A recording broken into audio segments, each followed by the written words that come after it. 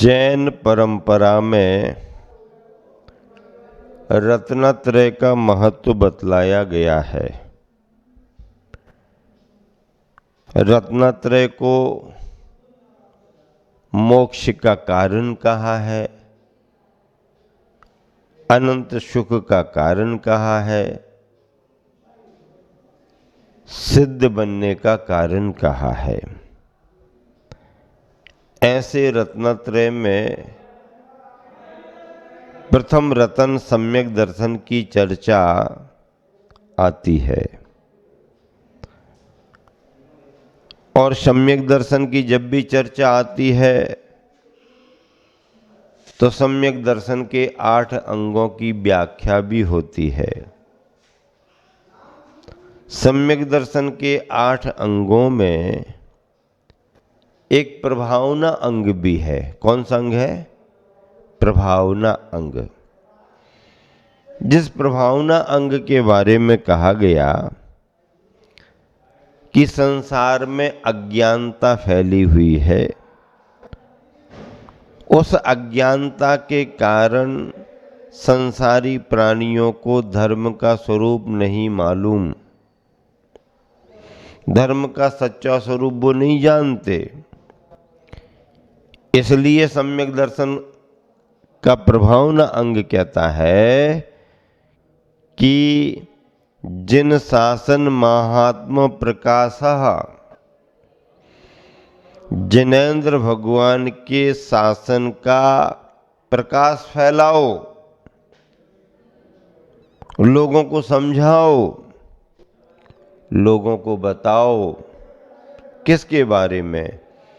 धर्म के बारे में, धर्म के फलों के बारे में।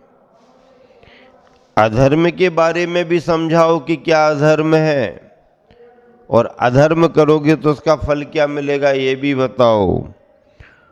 पुण्य पाप की जानकारी दो, शुभ अशुभ की जानकारी दो, आत्मा परमात्मा के स्वरूप को बतलाओ, और अज्ञानता के कारण जो बुराइयां विकृतियां फैली हुई हैं उनका निराकरण करो। ये प्रभावना का अंग है। रत्नत्रय के तेज से अपनी आत्मा की प्रभावना करो, आत्मा को चमकाओ। और बाहर से प्रभावना करने में दान तपो जिन पूजा विद्यातिशयैश्च जिन धर्म, दान दे करके,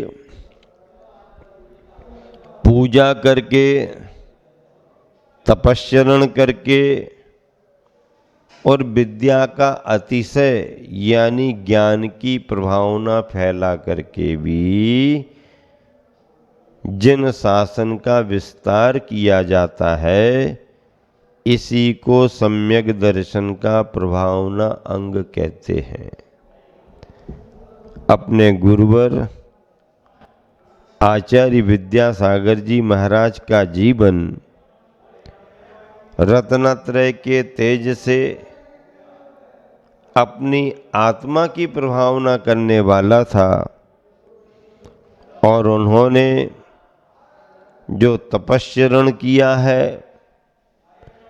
अपने जीवन में जो तप त्याग किया है, उन्होंने जो साधना की है, लंबे लंबे पैदल पैदल विहार की साधना, सर्दी और गर्मी सहन करके शीतोष्ण परिसर सहन करने की प्रभावना, आहार संतुलित और सधा हुआ, आहार में खाद्य वस्तुओं में भी अनेक प्रकार के त्याग उनके जीवन पर्यंत चलते रहे, लंबा लंबा मौन धारण करना, निष्प्रहता रखना, और सभी को मार्गदर्शन देते हुए भी जलते भिन्न कमल है ऐसी अपनी प्रवृत्ति बनाना। जलते भिन्न कमल है। जल में कमल रहता है, लेकिन ऐसा लगता है जैसे जल से वो कमल निर्लिप्त है। गुरुदेव की साधना पद्धति अद्भुत रही है। देखते हुए भी ना देखने के समान उनका जीवन रहा, चलते हुए भी ना चलने के समान उनका जीवन रहा, और बोलते हुए भी ना बोलने के समान उनका जीवन रहा। कितने वर्ष निकाले गुरुदेव ने? सन 1968 में मुनि दीक्षा ली। सन 1968 में मुनि दीक्षा ली और 1972 सन में उनकी गुरु की समाधि हो गई। 72 में समाधि हो गई। अजमेर में नसिया जी में उन्होंने मुनि दीक्षा ली और अजमेर के निकट नसीराबाद में सन 1972 के ग्रीष्म काल में उनके गुरुवर की समाधि संपन्न हुई। गुरुवर का आचार्य पद इन्हें मिला और उस आचार्य पद का निर्वाह करते हुए कितने वर्ष बिता दिए? 72 से लेकर के 2024 तक का सन आ गया। दीर्घकालीन साधना रही उनकी। उन्होंने तप त्याग बहुत किए। संघ को बढ़ाने के रूप में दीक्षित भी किया, संघ का विस्तार किया, साहित्य के रूप में लेखन किया, अनेक काव्य संग्रह निकले, संस्कृत भाषा में लेखन किया, संस्कृत के शतक भी निकले, अनेक ग्रंथों का उन्होंने पद्यानुवाद भी किया। मतलब उन्होंने श्रुत साधना भी की और तप त्याग के माध्यम से अपनी आत्म साधना भी की। जीवन के अंतिम क्षणों में उन्होंने समाधि के काल में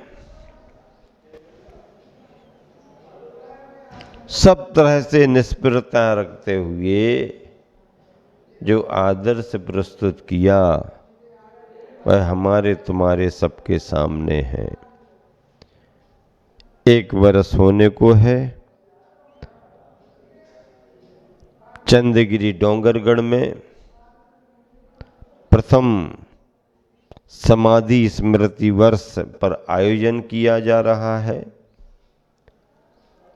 आज आप सभी इस चंद्रगिरी के क्षेत्र पर उपस्थित होकर के धर्म प्रभावना से जुड़ रहे हो। जिन्होंने गुरुवर आचार्य विद्यासागर जी का दर्शन किया है, जिन्होंने उनके चातुर्मास में पहुंच करके प्रवचनों का लाभ लिया है, जो उनके बिहार में कभी भी कहीं भी सम्मिलित हुए हों, जिन्होंने पड़गाहन करके उन्हें आहार दिया या किसी दूसरे के चौके में जाकर के 1 गिलास आहार दान का तुमको मौका मिला, या कभी तुम उनका कमंडल उठा करके कुछ दूर तक चले हो, या पैदल पैदल भी उनके साथ तुमने कभी विहार किया हो, या दर्शन करते करते कभी तुमने उनकी जयकार बोली हो, किसी भी रूप में आप गुरुवर से जुड़े हो,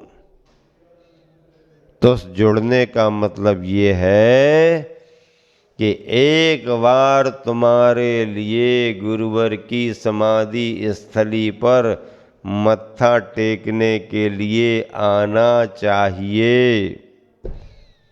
आना ही चाहिए। अगर तुमने किसी न किसी रूप में उनका कुछ भी लाभ लिया है तो आकर के मत्था जरूर टेकना चाहिए। उनकी नजर पड़े, उनका हाथ उठ करके आशीर्वाद मिले, इस कामना से, इस भावना से तो अनेक श्रद्धालु उनके रहते रहते आते रहे। अब जब उनकी नजर उठने की बात गई, उनका हाथ उठ करके आशीर्वाद देने की बात गई, भौतिक शरीर गया, अब क्या? अभी तुम्हारे सच्चे भक्त होने की परीक्षा है। उनके सामने सामने तो भक्ति करने वाले बहुत थे, उनके जाने के बाद भी अगर आप भक्ति करने को यहाँ उपस्थित हो तो आप सच्चे अर्थों में उन महागुरु के शिष्य माने जाओगे। बहुत बड़ी बात कह रहा हूं मैं। उनके रहते रहते करने वाले तो बहुत मिले, उनके जाने के बाद अगर कोई कर रहा है तो वह अपने गुरुवर का सच्चा भक्त माना जाएगा। चंद्रगिरी डोंगरगढ़ अतिशय क्षेत्र में सिद्ध चक्र महामंडल विधान के द्वारा सिद्धों की आराधना हो रही है। मंडप शुद्धि, मंडप उद्घाटन, पूजा करने वालों के लिए इंद्र की प्रतिष्ठा, इंद्राणी की प्रतिष्ठा, समौ शरण में श्री जी का विराजमान होना, कितनी अद्भुत बात है। सामान्य पुण्य की बात नहीं है, बड़े पुण्य महापुण्य की बात है। घर में बैठ बैठ करके भावना भाने वाले लोग तो बहुत होंगे। कई बार ऐसा होता है भावना बहुत होती है लेकिन पुण्य का योग नहीं बनता, और भाव भाते भाते भी कहीं बीमारी आ गई, कहीं घर में कोई परेशानी आ गई, कहीं आर्थिक व्यवस्था बिगड़ गई, कहीं मौसम की प्रतिकूलता आ गई। ऐसे प्रसंगों से बाधा व्यवधान आने के कारण भावना रखते हुए भी तुम्हें योग नहीं बने। वो भाग्यशाली हैं कि तमाम प्रतिकूलताओं के बावजूद भी वह अनुकूलता बना करके क्षेत्र पर पधारे हुए हैं। क्षेत्र पर कितनी भी व्यवस्थाएं क्यों न बनाई जाएं, आने वाले को लगता है कुछ न कुछ कमी है, कुछ न कुछ कमी है। कमी कुछ नहीं है, सुविधाओं में रहने की आपकी जो आदत पड़ गई है ना, कितनी भी सुविधा दे दी जाए लेकिन अब सुविधा ही सुविधा देखते रहो तो कहाँ तक सुविधाएं मिलेंगी। घर से बाहर निकल गए, ये मन बना करके चलो कि जितनी सुविधाएं थीं वो हमने घर में छोड़ दी। अब बाहर सुविधा का काम नहीं, अब तो असुविधा में भी भगवान की भक्ति करेंगे। अनुकूलता में तो कोई भी भगवान की भक्ति कर लेता है, लेकिन जो प्रतिकूलता में भी भगवान की भक्ति करता है वही सच्चा भक्त माना जाता है। ऐसे गुरुवर के भक्त चंद्रगिरी डोंगरगढ़ पधार रहे हैं, उपस्थित हो रहे हैं। आचार्य श्री के शिष्य गणों में जहाँ जहाँ भी संघ विराजमान है, सभी संघ श्रद्धालुओं को प्रेरित कर रहे हैं कि जाओ जाओ जाओ, चंद्रगिरी पहुंचो, चंद्रगिरी पहुंचो, चंद्रगिरी पहुंचो। डोंगरगढ़ का ये आयोजन गुरुवर के समाधि की तिथियों में प्रथम समाधि वर्ष है। 1 वर्ष हो रहा है हमारे गुरुवर की समाधि हुए, और उस तिथि उन तारीखों को याद करके इस आयोजन की संयोजना की गई है। महापात्र बने हुए हैं ब्रह्मचारी प्रतिष्ठाचारी भैया, बहुत अच्छे तरीके से विधि विधान संपन्न कराने के लिए तत्पर हैं,